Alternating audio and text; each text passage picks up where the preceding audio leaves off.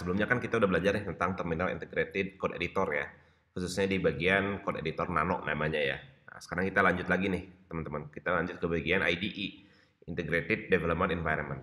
Nah, sebelumnya gue udah jelasin nih tentang apa bedanya sih Terminal Integrated dengan yang IDE gitu ya. Which is IDE itu more advanced, ya lebih lebih canggih gitu ya, lebih keren untuk bisa ngebantu teman-teman ngoding dengan lebih efektif gitu ya, efektif dan nyaman dan seru lah experience jadi lebih seru gitu ya pada saat teman-teman ngoding bikin aplikasi gitu ya. Nah, IDE ini ada banyak teman-teman, ada VS Code, ada Sublime Text, ada Atom, ada Notepad++, ada IntelliJ gitu ya. Teman-teman bisa explore dengan keyword IDE gitu ya. Ada banyak banget opsi untuk teman-teman pilih IDE. Nah, karena gue familiar dan seringnya pakai VS Code gitu ya, maka gue akan coba berikan tutorial di VS Code ya. Tapi ini nggak ngelimitasi teman-teman harus pakai VS Code. Karena nanti basic programming Python-nya akan selalu sama gitu ya, sintaks akan sama. Kita cuman berbeda untuk tempat nulis codingannya gitu ya. Karena gue terbiasa pakai VS Code, gue akan coba kasih tutorial VS Code. Oke? Tapi teman-teman bisa cobain yang lain. Sekarang kita masuk ke bagian downloadnya nih. Jadi linknya udah gue taruh di deskripsi teman-teman. Tinggal visit aja ke link di sini, code.visualstudio.com. Nah, teman-teman tinggal download ya. Di sini ada beberapa pilihan untuk OS teman-teman. Kalau teman-teman pakai Mac OS silahkan diinstal yang ini gitu ya. Saran gue install aja yang stable version. Terus kalau Windows berarti yang ini, kalau Linux yang ini ya berarti. Oke, silahkan di-download aja teman-teman. Nah, nanti link downloadnya akan langsung ke eksekusi ya.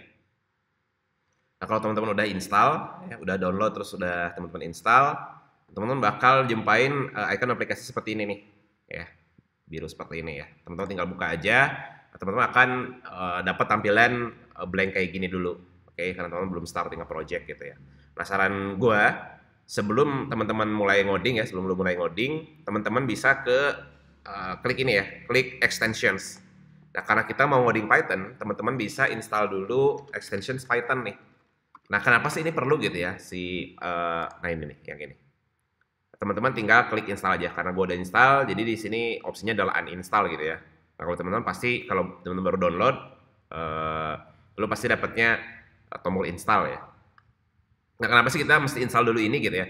Nah, karena dengan kita install extension si Python ini, seperti yang gue udah bilang ya, bahwa IDE itu akan ngebantu ketika teman-teman ngoding gitu ya.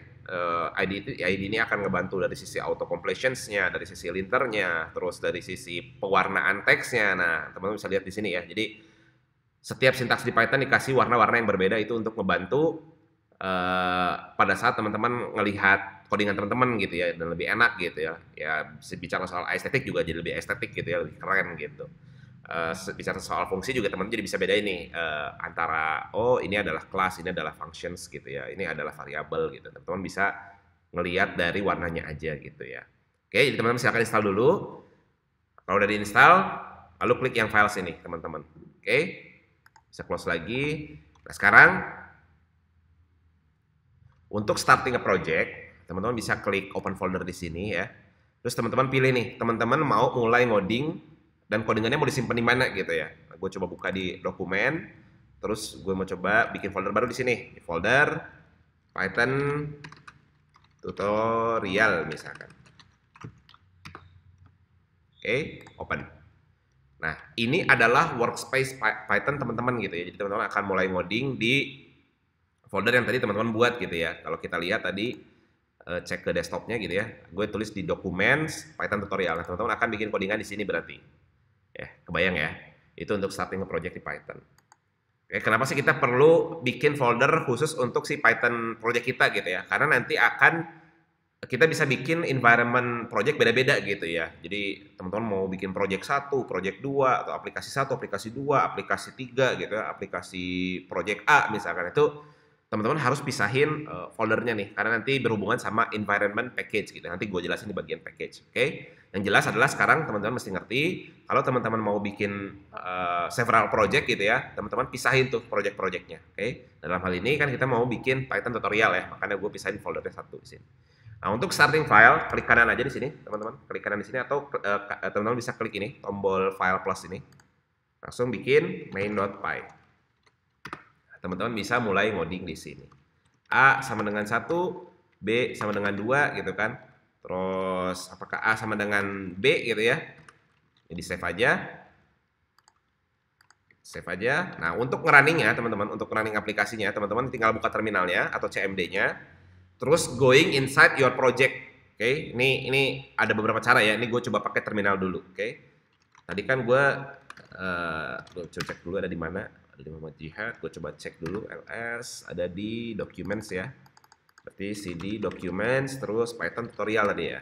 Nah ini. Gue udah inside project ya, inside folder project. Nah ini udah ada nih main.py-nya. Cara ngejalaninnya sama kayak pakai nano sebelumnya gitu ya. Tinggal Python 3 main.py. Oke. Bang, ini kok nggak keluar apa-apa gitu ya? Ya seperti biasa, sama kayak di nano tadi gitu ya. Karena di codingan kita nggak ada perintah untuk ngirim ke sysout gitu ya, ngirim ke print ke terminal gitu. Kalau mau ya tinggal tambah function print. Nah, sama dengan P. Kita print, keluar hasilnya false. Oke, atau bisa pakai cara lain yaitu teman-teman klik aja di sini. Nah, teman-teman akan disuguhkan sama beberapa opsi nih, ada problems, output, debug console, sama terminal. Teman-teman bisa buka terminal aja langsung. Nah ini akan langsung ada di dalam folder project teman-teman. Oke, jadi teman-teman tinggal panggil aja Python 3 main.py. Lebih simple. Ya. Kenapa Bang gue tetap harus pakai terminal ya? Supaya teman-teman terbiasa untuk gunain terminal seperti yang gue bilang sebelumnya ya. Jadi teman-teman akan banyak sekali interaksi dengan terminal pada saat teman-teman kerja as a software developer gitu ya, kerja as a software engineer. Oke? Nah, tapi teman-teman punya opsi nih, punya opsi selain buka manual dari terminal, teman-teman bisa langsung buka di sini, ada klik icon ini, teman-teman klik terminalnya. Nah, ini terminal ini akan langsung diarahkan ke folder project teman-teman di Python tutorial tadi. Oke, kebayang ya? Nah, kerennya di IDE lagi, ya, seperti yang gue bilang, IDE itu adalah code editor yang cukup canggih ya, advance. Nah, teman-teman bisa punya linter di sini nih. Jadi kalau teman-teman mau bikin evaluasi lagi, misalkan print A is B misalkan. Nah, is-nya ini jadi diwarnain sama dia. Kita jadi ngerti bahwa oh is itu adalah operator gitu. Ya, kebayang ya. Atau misalkan gue mau bikin keranjang 1 gitu ya. Keranjang 1. Isinya array. Array-nya adalah apel, anggur, terus nanas misalkan. Nah, lihat teman-teman. Di sini si si ID udah ngewarnain stringnya tuh jadi warna berbeda. Oke, jadi lebih enak gitu ngelihatnya ya bahwa oh elemen-elemen dari array-nya adalah ini apel, anggur, sama nanas. Bayangin kalau nggak ada warna-warna gini gitu ya, yang ngelihatnya agak lebih sulit ya teman-teman ya. Jadi yang mesti teman-teman consider juga kenapa teman-teman harus pakai ID. Itu ngebantu banget pada saat teman-teman proses ngoding. Oke. Nah, salah satu yang ngebantu juga pada saat kita ngoding adalah auto completion-nya teman-teman nih. Let's say gue mau bikin komparasi antara si A dengan keranjang 1 gitu ya. Atau gue bikin dulu deh keranjang 2 biar enak ya. Keranjang 2 sama dengan apel sama anggur doang nih. Nah, kalau teman-teman mau compare antara keranjang 1 dengan keranjang 2, yang teman-teman lakuin adalah print keran. Nah, gue baru nulis keran aja, IDE-nya udah nge-suggest ini nih. Ada keranjang 1, ada keranjang 2 gitu. Teman-teman tinggal pilih aja pakai atas bawah gitu ya. Keranjang 1 gitu ya, enter. Sama dengan keranjang 2. Ya, enak ya. Jadi meminimalisir typo di codingan teman-teman gitu ya. Ini salah satu fitur yang cukup bantu banget gitu ya untuk teman-teman ngoding biar lebih efektif gitu ya, lebih cepat juga. Oke? Itu tentang IDE teman-teman. Nanti next tutorialnya kita akan pakai IDE aja ya teman-teman. Kita akan pakai IDE aja supaya teman-teman juga lebih enak bacanya. Kita juga ngajarannya jadi lebih komprehensif ya, lebih enak gitu ya. Oke?